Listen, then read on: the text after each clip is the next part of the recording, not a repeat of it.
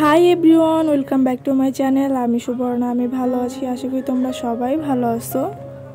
যেহেতু আজকে আমার পরীক্ষা ছিল, আমি ভাবলাম যে আমি তোমাদের সঙ্গে নিয়ে আজকে রেডি হই। এবং আমি দেখো একটা সুন্দর তাঁতের জামা নিয়ে নিছি, যদিও এটা সেকেন্ড হ্যান্ড তাঁত। আমি জাস্ট জামার মধ্যে ডিজাইন বলতে শুধু গলায় যে কাটওয়ার্ক ছিল ওটাই কাটওয়ার্ক করে নিছি। এছাড়া এক্সট্রা কোনো ডিজাইন করি নাই, কারণ কালারটা এমনি এত সুন্দর আর পরলে অনেক ব্রাইট লাগে।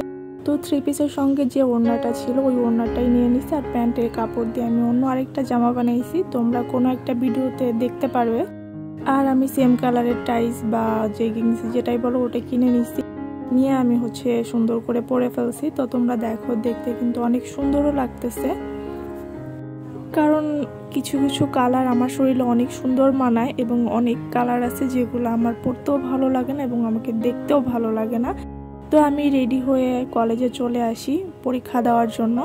যেহেতু আমি অনার্স থার্ড ইয়ারে পড়ি, তো আমার পরীক্ষা ছিল, থার্ড ইয়ারে পরীক্ষা ছিল, এখন আমি ফোর্থ ইয়ারে। আমার যে পরীক্ষার হলটা এটা সিদ্ধেশ্বরী কলেজ এবং এটার 10 তলায় ছিল আমার রুমটা। তো এখানে একটাই লিফট ছিল।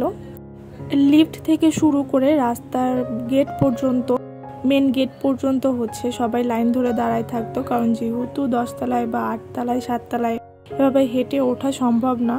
তো আমি কিছুদিন যাবৎ লিফটের জন্য ওয়েট করতাম, পরে আমি সিঁড়ি দিয়ে উঠে পড়ি, কারণ আমার পরীক্ষার যে টাইমটাই এটা শুরু হয়ে যায়, আমি লিফট পাই না যতই আগে আসি না কেন, কারণ গেটের সামনে অনেক স্টুডেন্ট দাঁড়ায় থাকে, তো এই জন্য আর হয় না। দেন আমি এখানে আসি কিছু লেস কেনার জন্য, যেহেতু আমি 2-3টা জামা কাপড় কিনছিলাম।